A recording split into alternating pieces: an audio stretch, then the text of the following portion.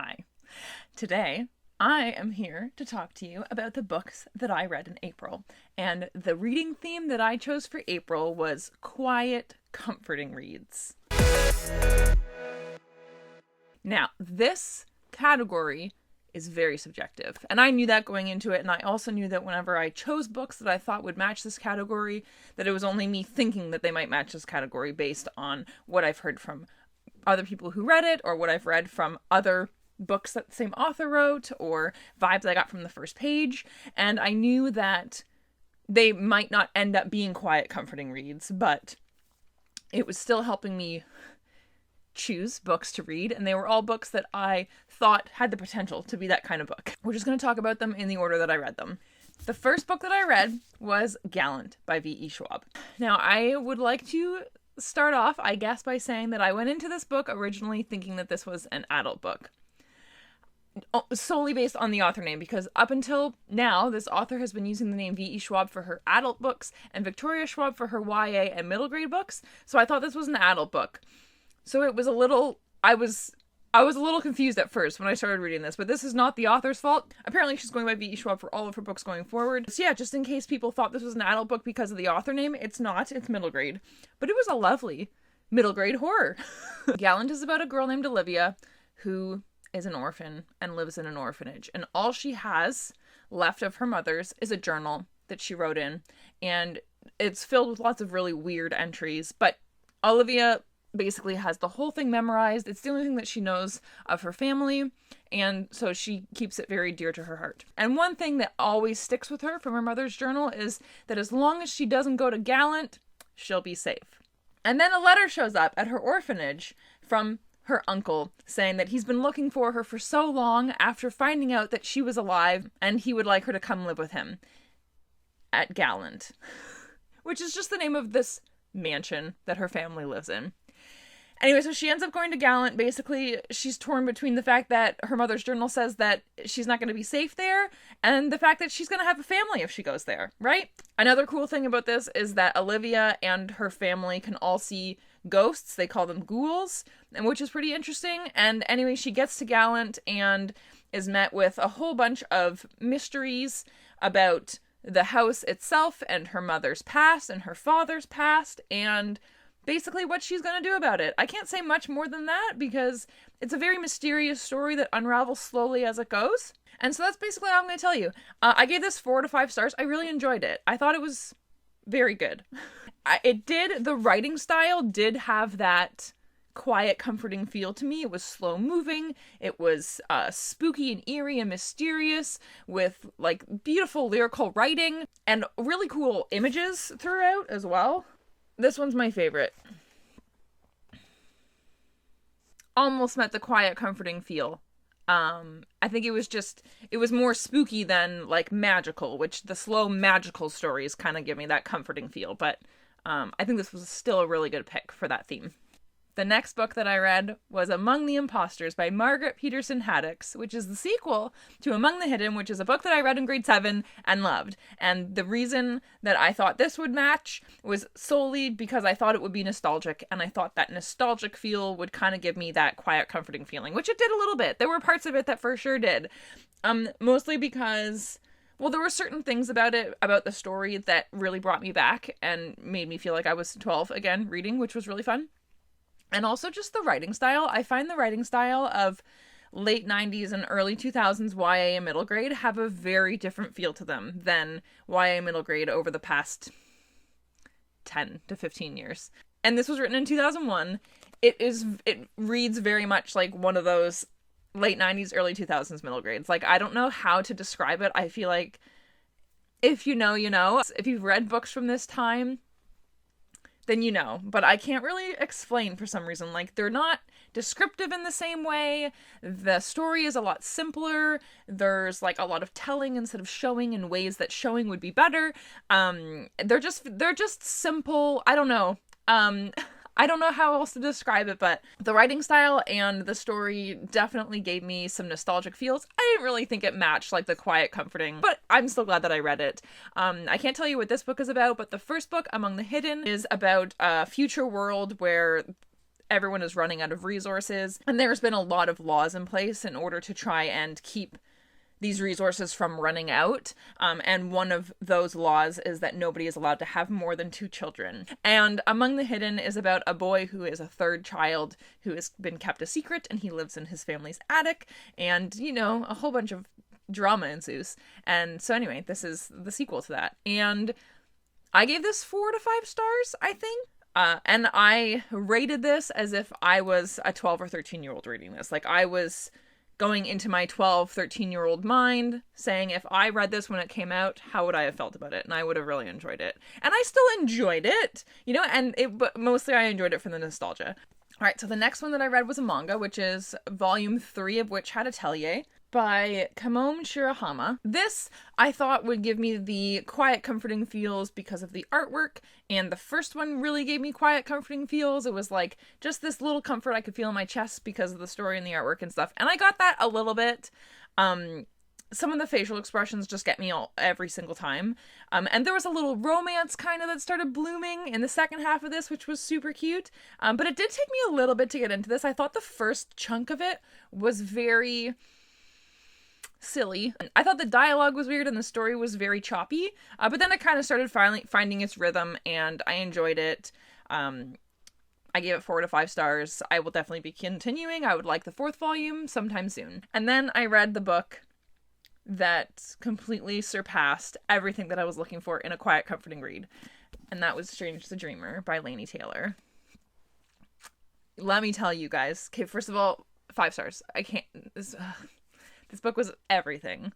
So this book is about a boy named Laszlo Strange. And his last name is Strange because he's an orphan. All the orphans are given the last name Strange. And he grows up in an orphanage. And he grows up hearing about these wonderful stories about this wonderful mythical city that has magical people and magical creatures and everything wondrous that anyone could ever dream of, basically. And he wants to go there with all of his heart.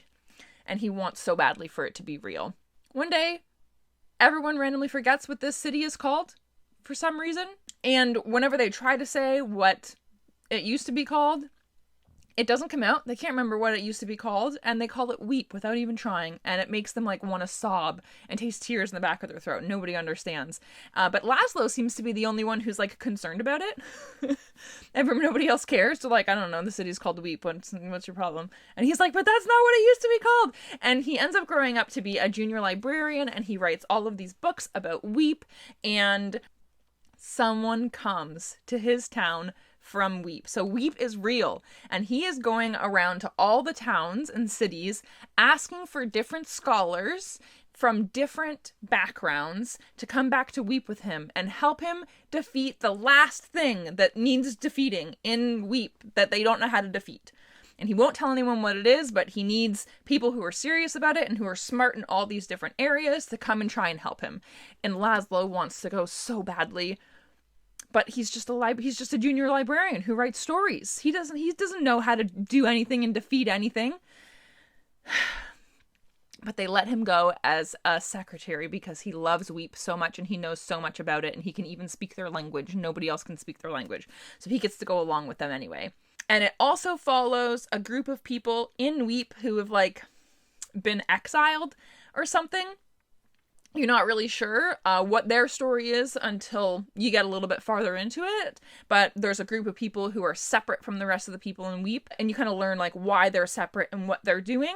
And it goes back and forth between their story and Laszlo's story and all the people that he went with to Weep to figure out what this thing is that needs to be defeated and how they're going to do it. And it's so wonderful and magical and poetic, and it's slow moving, and it's beautiful, and it just had everything that just made me be like, oh, this story, you guys, it sucked me in. I'm gonna say it did take me a little bit of time to really get into it, probably about 40 or 50 pages, I think. And before that, I was enjoying it, but I wasn't hooked yet. And by about 40 or 50 pages, I was like, oh, hold on. This is getting good. And it just sucked me into this world. Like, I just was sucked into it, and I enjoyed every minute of being in this world with these characters and experiencing everything that they were experiencing. It's so magical and dreamlike and mystical, and it's just like, it just takes you away to a world that it just, it was such a wonderful, delightful journey. I loved this story so much. It was so good. I can't. You guys, this was the book that I was looking for. And I feel like the writing style and the storytelling and the pacing is very close to like The Night Circus and The Starless Sea, which I think are like two of my very favorite books. I think if you like The Night Circus and The Starless Sea, that you would like this. It's got the same kind of pacing and magicalness to it. This otherworldly, just fantastic, you guys. Anyway, if you don't like slow magical stories, this isn't for you. But if you like slow magical stories, please check this out. And I immediately bought the second one. I'll probably read it next month. But I needed to have it right away. And I did some tabbing, as you can see. All the magical parts that I love so very, very much. Hey, editing Nat here. I thought I would just mention, I forgot to mention this when I was doing my wrap-up, that Strange the Dreamer does have mentions of, like, sexual assault and rape. It's not something that's, like, dealt with in the story. It's not really something that is talked a lot about, but it is talked about. And it is kind of the way some specific thing happens in the story. So it's mentioned a few times. It doesn't go into detail. We don't have to read about any of it happening. But there is some mention and talk of it, just in case that's like a big no-no for you. I'm really sensitive when it comes to those kinds of subjects. I really do not like reading about that. And I thought it was okay. It wasn't like super detailed or it didn't touch on it for too long, but it is brought up a few times. So I thought I'd mention that. The last book that I read was not on my TBR because I just kind of bought it on a whim, but I bought it because it seemed very sweet and comforting. And that was I Hear the Sunspot by Yuki Fumino, which is another manga. And this is about a deaf student and another student who is just very, very loud, and everybody makes fun of him for being loud, who meet accidentally and form a friendship. And I enjoyed this. I thought it was cute. Parts of it were comforting. Mostly, I just love when people start to fall in love in mangas. It's the cutest thing, and it warms my heart so much. I do think that the first... most of the story was very disjointed. I felt like the dialogue kind of moved awkwardly and ended weirdly, and the story had lots of pieces missing that I felt could have been important to make the story flow better. It is this person's first manga, though. So, I mean, you can only go up from here, right? Or stay the same. So, I would like to check out the next one. I enjoyed it. I gave it 3.5 stars. It was cute. The overall story was cute. I just think the story could have been a little bit cleaner. But I would like to read the next ones and see where it goes. I think it'll just continue to be cute. So, and those are the books that I read in April.